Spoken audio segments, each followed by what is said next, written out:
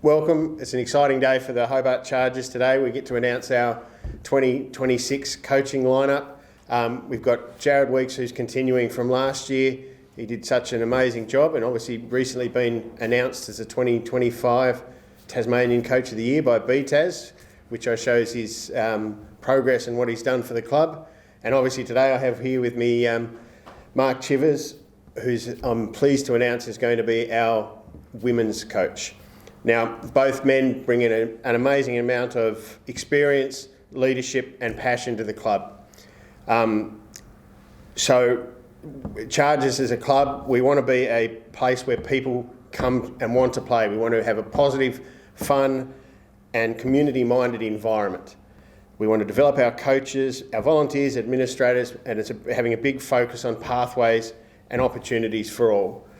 We're obviously more than a basketball team. I think our history and 30 years this year shows that. We've got a proud history, we've got a passionate future, and we want a culture of excellence, inclusion and enjoyment. And I guess from there, I'll introduce and hand over to Mark and welcome Mark for next year. Congrats on the role.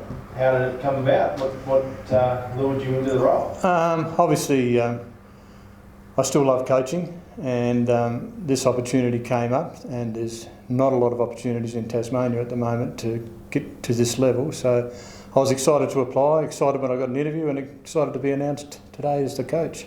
So you went through the application process, you didn't get headhunted? No such luck. No, I went through the application process. I understand there was a number of interviews. My interview was actually on the side of the road on my way between Sydney and Melbourne, and we did it there because I was away on holidays. Must have been a good spot. So, correct me if I'm wrong, you were on the board originally. Are you still on the board? You can't be if you're coaching. How's all that sort of? Yeah, yes. Originally I was, but I'm not anymore. So I've obviously moved off the board now. And when this position, I was granted this position, so was good to be there. I think it's going to be an exciting year for the club. The past board, the past coaching staff have done a great job to get us where we're at now, and they've built a pretty solid foundation. It's hard work, as I'm sure this new board is going to find out in the upcoming year what's involved in trying to keep a club on the court without an association base. We rely on sponsors and door takings to get through the door, so we'll be working within those bounds, I guess, financially, to make sure that we can try and be competitive. We're certainly not going to make any promises, apart from the fact that we're aiming for a playoff spot. That's about all we'll be doing. Yeah, so Dwayne's had the cattle there last few years, probably hasn't quite taken the next step. How do you do that in your role? Dwayne and Roscoe and his team have laid a pretty solid foundation of young girls, and obviously they added a bit of experience this year, which didn't quite work out, I guess. So we'll have a look at that, and we'll see if we can either match it or make it better, and hopefully we can get them playing a little bit better.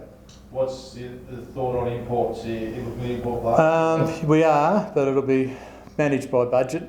So at this stage, I've got a couple of girls in mind that I'd like to talk to. So we'll, in the next day or so, sort of start the conversation to see if there's any interest in whether they want to come to Tasmania, and if so, then we'll go from there.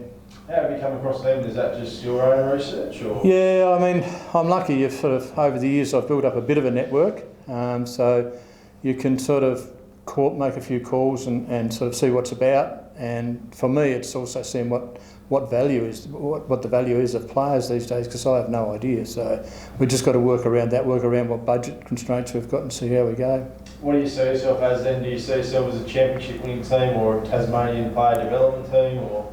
I'd like to be both. I'd like us certainly to continue the development of the younger players. I mean, girls have got a lot of commitments.